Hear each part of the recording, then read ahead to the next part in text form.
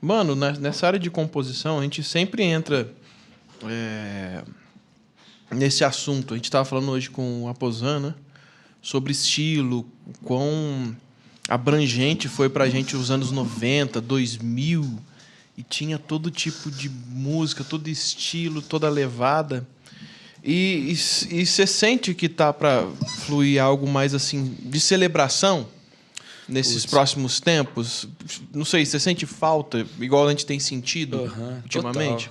Total. Eu acho que a gente entrou num período aí nos últimos, eu acho que últimos 15 anos, num período meio anestésico da adoração local. Como se a música fosse um lugar, a música fosse um elemento e dentro de um ambiente que pudesse de alguma forma anestesiar ao invés de produzir caráter, né? Então, interessante frase. tipo, a galera ia para um momento de chapação para se sentir melhor. Então, era uma coisa muito mais o louvor para mim do que, de alguma forma, uma entrega. Mais uma experiência sinestésica, não sei. Eu entendo que a celebração sumiu porque, de alguma forma, a responsabilidade de resposta ao que já foi feito, ao que Deus já fez, ela também sumiu. Porque o tempo todo eu vou para a igreja para receber alguma coisa nova. Mas eu não olho na perspectiva de tudo que Deus, de alguma forma, fez. Talvez porque, em geral, fala sobre ele, né? Exato. Fala sobre algo já feito, celebra algo já feito, uma transformação, uma caminhada, ou, enfim, algum feito do Senhor, né? Sim, sim. Eu entendo que existe um resgate aí acontecendo. E eu acho que isso vai fugir daquilo que está rodando no mainstream, né? Porque o mainstream tem um protocolo, né? Tem um padrão. Tem um nichinho ali. Tem um nicho, né? Que dá certo, que funciona, que dá resultado. Mas eu acho que tem uma agenda também de Deus nesse processo. E que eu entendo que as igrejas que estão entendendo isso estão começando a abrir oportunidade. Parece que a gente está ali, está em Jesus no culto, e Jesus faz, vem, enfim. Só que tem aquela faltinha de algo, sabe? Aquela celebrada, aquela alegria, aquele... Eu sinto muita falta, muita falta. Pelo simples fato, entre aspas, né? Simples Você fato... é DJ, mano. Você não sentir isso, tá tudo defeito. Tá tudo errado. Pode crer. Pelo fato dele ter nos salvo, sabe? Pô, Acabou só aí. Por esse fato. É um baita faltas, motivo. Tem muito que se falar sobre isso. Exatamente. A gente está vivendo, na sua grande maioria, na igreja, se crê que nós estamos vivendo tempos já preparados para o fim, tá ligado? Então, cara, eu acho que o tempo é hoje, é agora de você começar a cantar sobre isso. Pelo menos sobre isso. No mínimo sobre isso. E celebrar sobre... Cara, a vitória de Jesus já foi declarada, tá ligado? Opa. Já foi declarada. Então você pode cantar sobre isso, já pode cantar sobre a vitória vindoura, se liga. Opa. Talvez... Mas eu acho que talvez essa relação de resgate das músicas faça muito sentido agora. Sim, com certeza. Porque a galera, né, dos anos 90, 80, 90, 2000, estavam celebrando. A igreja era um lugar onde as pessoas se reuniam e para expressar alegria, para expressar esse prazer, essa satisfação na comunhão, né? E que era uma coisa tipo evidente, pô. E olha que a gente sofria muito preconceito. Total. Não era esse evangelho Nutella, não, né? não. A gente sofria. Então eu acho que hoje, de alguma forma, isso refletiu na cultura da igreja. Quando você tem uma música de celebração, você não tem praticamente resposta da igreja.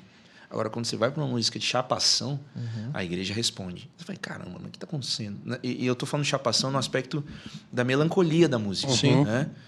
E aí você fala assim, pô, tem um modelo mental na igreja. Né? Tem uma construção mental, né, nessa questão de que a gente ficou vários anos cantando um único formato. Vocês acham que vai ter que ser reconstruído isso na igreja com palavra? Com pregação, vou falar assim, Brunão? Reconstruído a celebração musical, mas de uma transformação de mente antes na palavra, para que isso possa alcançar novamente a música na igreja? Cara, eu acho que toda bolha precisa ser estourada. E ela vai ser estourada exatamente com a necessidade que a gente sente hoje, é com a própria música mesmo. Eu acredito nisso, assim, que não é não é qualquer discurso ou palavra que vai trazer a gente de volta para esse lugar. A prática. É alguma... Cara, pessoas que vão ir para esse lugar, que vão cantar sobre essa alegria verdadeira, pura mesmo, dessa alegria da salvação, alegria de viver em Cristo, e que, cara, alguma dessas canções vão começar a fazer muito sentido para a igreja. Então, na verdade, tudo hoje que funciona é porque trouxe muito sentido. Mas quando você falou sobre a questão existe uma mentalidade já estabelecida, isso é muito verdade. Opa. Eu lembro do pastor, esqueci o nome dele, um pastor do Maranhão, cara. Muito top. Eu lembro que um dia ele colocou no data show da igreja assim, uma imagem muito embaçada, assim. Era uma banda tocando, mas as pessoas não conseguiam ver. E ele começou, gente, sente essa atmosfera. E as pessoas começaram a assistir, só que não dava para ver, porque estava tudo embaçado, e começaram a ouvir o áudio. E daqui a pouco algumas pessoas começaram a responder aquilo, e começaram a levantar as mãos, e a hora que a igreja começou a entrar num ambiente, ele pediu para desembaçar a imagem, e era o YouTube. Olha só. Caramba, Aí todo mundo falou assim, aí véio. a galera parou e ele falou assim, galera, a minha mensagem é sobre isso hoje, a unção do delay. Vamos conversar. A unção do delay.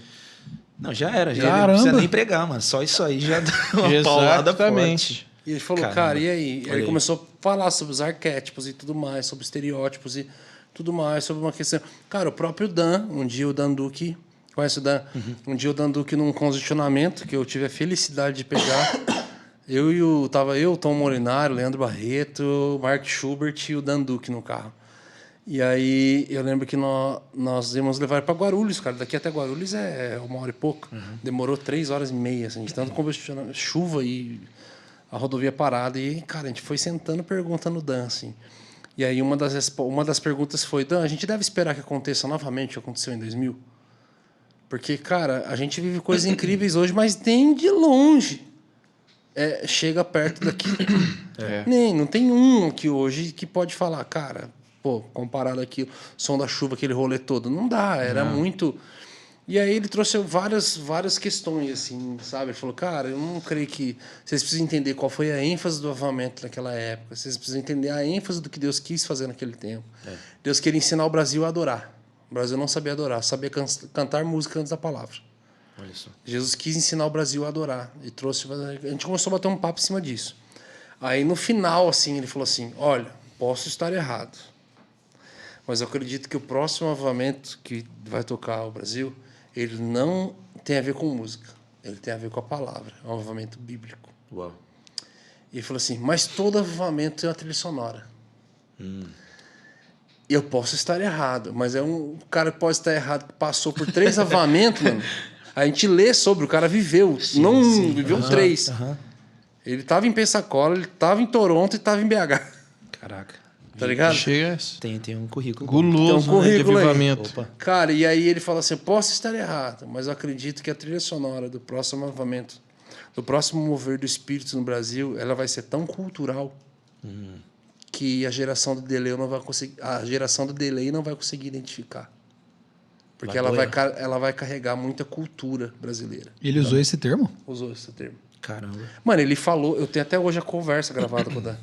Gravei 3 horas de áudio de conversa. Mano. Imagina, o carro o ali assunto tava mais voando. enriquecedor da história. Ele falando sobre como ele ajudou como que é o nome do filho dele? James Duke? James Duke. O James Duke a timbrar a guitarra. Olha só. Ele falou assim, cara, os guitarristas precisam profetizar com mais ênfase, tal. Só que os timbres que vocês usam machucam e irritam. Você precisa chegar num lugar do braço e do timbre que você consiga trazer presença do seu som com detalhes, mas sem que ele... E disse que ele ia fazendo e ele falava ainda não. E ele falou, cara, ele foi ajudando a pensar, assim, dando vários conselhos sobre. Caramba. Bem conceitual também a conversa. Caramba. Muito boa, cara. Muito boa. É. Então, e fica essa questão, né? Falo, cara... Nossa, só que ao mesmo tempo, se você for pensar que é algo cultural do Brasil hoje, chega a dar uma coisa. Com o que, então? Não, cara, com brasilidade. Brasilidade, tem tanta coisa. Cara, ele fez uma parada que o primeiro CD que a galera perguntou aí, mano, você não vai fazer um negócio tão nordestino? E era um folk Nashville, tá ligado? Só que feito por brasileiro. Então tem um DNA. Eu lembro Tem, de Salomão um dia falando pra mim, mano, é louco, vocês fazem o Salomão do reggae, o dia que a gente se conheceu. Ele falou assim, mano, vocês fazem um som, cara, muito legal, muito atual, conversa com a igreja, mas eu reparo, não sei se, ele falou assim, não sei se é intencional o teu, mas o seu o não é o americano, é o brasileiro. A melodia do teu pras paradas não é de lá, mano, é daqui. E eu falei, mano, que da hora, velho. Que da hora. Nunca reparei, porque eu também nunca fiz um pensando, olha, não tem que ser de lá o que eu fiz, porque é o que tava fluindo. Mas ele falou assim, cara, mas eu achei legal. Ele falou, cara, achei legal porque as paradas estão pra caramba hoje, mas o de vocês é brazuca, mano. Eu falei, mano, que animal, que legal. Uma coisa que juntando tudo que a gente começou falando, né, de Nashville, até a mesma experiência que a gente teve diante do trono, esse assunto todo tem a ver um pouco. Por quê? O que eu entendo é essa questão da celebração. Você pega diante do trono, né, a marca do diante do trono é a celebração. Tanto que eu lembro quando eu comecei a tocar na igreja, eu tinha pavor das músicas do diante do trono. Era difícil, mano. Era difícil. Não, era nota em cima de nota. Era difícil. Pra acompanhar metal. Tinha que fazer o metal no violão, pô. Nossa, não tinha metal na igreja? Não tinha que fazer um... Era as pausinhas e tal. Não. Enfim, era muita conversa. Era uma nota né? por sílaba, mano. Então, aquilo de alguma forma também despertou uma geração inteira para essa relação com a música dentro da perspectiva de fé, com uma música que celebra a vida de Cristo, que celebra a ressurreição, né? Então, e isso se perdeu muito, né? Por conta dessa conversa de cantar sobre avivamento, né? E essa didática que, assim a gente perceber, a gente inseriu nas canções, e que canções ensinam tanto quanto palavra, né? E aí a gente, de alguma forma, criou uma doutrina de, tipo, a canção ela vai produzir um avivamento. A canção que a gente cantar ela vai produzir um avivamento aqui na igreja, na minha vida, na escola, na universidade, no trabalho. Então, a gente colocou na cabeça que se a gente cantar sobre isso, vai rolar. E aí, só que ninguém canta sobre esse avivamento, né, na perspectiva da celebração, canta nesse lugar melancólico, né? E aí o cara que entra num culto onde a pessoa está cantando avivamento em uma posição muito melancólica, ninguém entende nada, porque fica uma coisa muito dentro de um contexto muito evangeliquez, muito bolha, como o próprio Brunão falou. E aí o cara que está entrando lá para experimentar do avivamento fala assim, pô, isso aqui não combina comigo. Por quê? Pô, povo chato, povo Porque o triste. brasileiro é um povo alegre. Exato. O brasileiro é um povo alegre. E aí você pega, tipo, as fotos do culto. A gente tem uma dificuldade para selecionar foto de culto, porque toda hora a gente com cara de triste. Não tem um sorriso, mano. Não tem ninguém sorrindo na foto, cara. Não tem um chapa com cafuzinho sem aqui, ó. Não fora. tem uma canjica faltando. E aí, tipo, você fala, cara, como que a gente vai promover a experiência do evangelho na prática, que é uma experiência da alegria completa em Jesus, se a gente pega o registro do culto e fala assim, pô, culto triste. Eu jogo essa questão... eu jogo essa questão porque, assim, eu estou um tempo fora do Ministério de Louvor e eu tenho orado, enfim, Jesus tem falado algumas coisas sobre um retorno. Só que não é só um retorno, volta a cantar, tá ligado? Tem que entender a estação que a igreja está entrando, e eu quero entender isso, tá ligado? E Jesus tem falado muito no nosso meio sobre esse avivar, sobre o celebrar. E aí eu fico questionando Jesus, mas como? Como é a música? Como gerar isso? Como inserir isso? Reinserir isso? Porque durante um tempo, lá atrás, eu era tipo o único cara que mandava um Eli Soares ali embaixo do setlist underground. Eu falava, e aí, Brunão? Manda? Ele, manda aí. Tá nem aí. Joga pra cima. Aí, e tipo assim, é um bom tempo, né, nessa pandemia, e eu tô pouco depois da pandemia ainda sem voltar. E eu tenho buscado, eu tô orando e buscado sobre o que Jesus tem sobre a igreja, mas como que a gente pode cantar sobre ele e celebrar sobre ele, né? Eu acho que vai tempo aí de oração, de dedicação, mas também de ouvir o que talvez tá tocando lá fora e entender o que é para se tocar aqui dentro. Enfim, é isso aí. É uma questão a se jogar na mesa. Você vai perguntar, tipo, por exemplo, quem hoje, se for olhar para os ministérios, para a galera que está produzindo conteúdo. Me fala um aí, mano, que lançou nos últimos anos, uma música de celebração. Celebração. Do Man ali. Cara, né? não tem. A não ser as versões. Aí você recorre às versões e aí você fica tipo, pô, não faz sentido, mano. Né? Então, eu acho que tem um ruído aí que tá no ar que impede a gente, talvez, de assumir o risco de entrar nesse lugar. De falar assim, caraca. Cara, eu particularmente, eu gosto absurdamente. Não tem praticamente... muito difícil, assim, cara. Eu acho que 5% para baixo ainda, 3% do nosso setlist durante o ano não tem. A gente sempre, não. A gente sempre coloca. Dá pra contar na mão. A gente sempre tem, mano. É muito difícil, assim, não ter.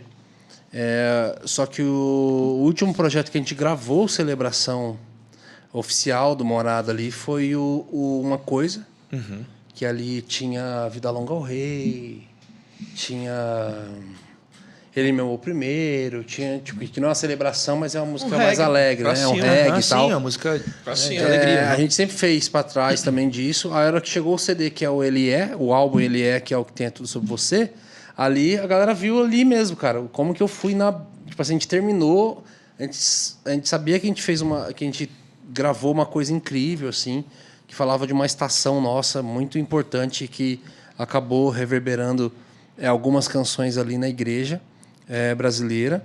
Só que, mesmo assim, eu tinha foi o primeiro trampo da vida, da nossa história do Morada, que não teve uma celebração. E eu fui embora, assim... Pensativo. Não, fui triste, mano. Foi assim, falei, mano... Porque eu até falo pra todo mundo, já falei que várias vezes, falei, mano, se tem um álbum que é incrível, mas que não reflete a totalidade de quem nós somos, ou Ele É.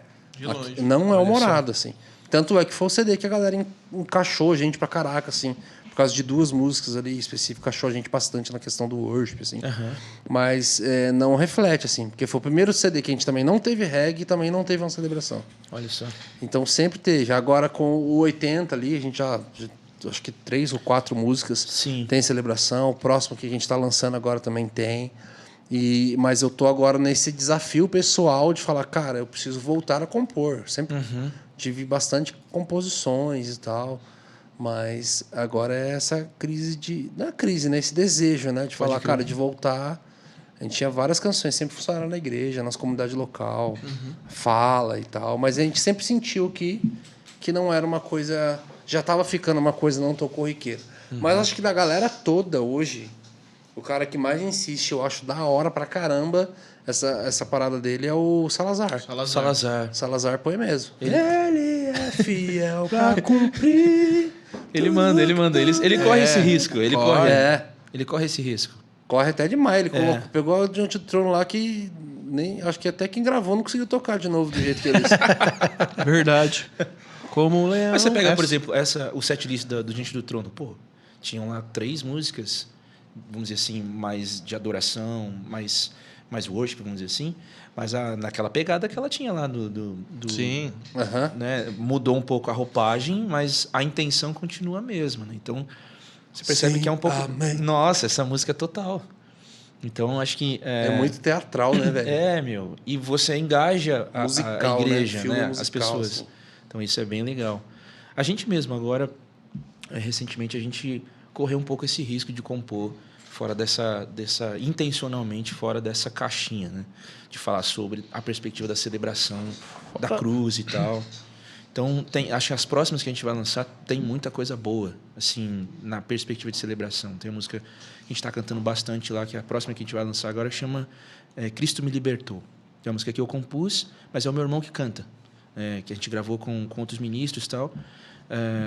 Mas é uma música linda, cara. A música ficou incrível e a gente fez na simplicidade. Ela é simples, mas ela tem uma proposta de celebrar a libertação de Cristo na cruz do Calvário. Acabou. Isso é suficiente, cara, para qualquer crente olhar para um ambiente de culto, de entrega e falar assim, Jesus, muito obrigado. Eu estou grato por tudo que o Senhor fez.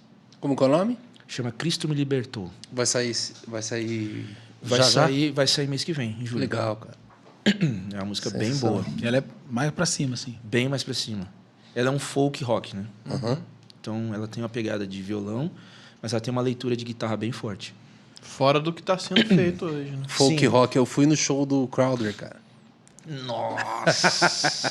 Falou folk rock, falei, ele vai chorar. Ah, ele é pesado. Cara, O foi uma Crowder- das coisas mais incríveis que eu já vi no Crowder PA na minha folk, vida. rock eletrônico, psytrance, é um negócio novo. Ele praticamente inventou essa roda aí. E ele tem, Folktronic, né? Começou com folktronic. Folktronic. Ele chamava de Folktronic. Mas ele tem um timbre de voz muito folk, né? Bem... Aí, combina demais. tem... E a banda do cara, eu nunca vi uma banda cristã, assim, os músicos tanto se engajarem mesmo, de verdade, na parada. Assim. É uma performance Todo mundo... total, né? Você não ouviu os cara- Morada ainda, irmão. Os caras curtem rolê. mano. Oh, mas sabe que pela primeira vez que eu vi o Morada foi lá no Gente do Trono, pessoalmente, assim, numa live, né? Pô, foi animal, velho. É. Tipo, e foi num culto, né? Não foi nenhuma uma coisa mais... Foi um mix que você fez de várias músicas e tal. Foi bem louco, foi bem legal. Massa, mano. Foi da hora, Ali a gente já tava meio... Ah, na ministração antes do DVD. Ferrujadinho. Na verdade, Era trave e loucura. Nossa, não sei como não caiu. Não, mas foi melhor do que nós pensamos. Foi bem É melhor. que a gente já tava parado... Nossa, mano, e ainda, mano? mas ninguém viu, pô, só vocês. Mandaram Ah, é. uma música e eu mandei outra.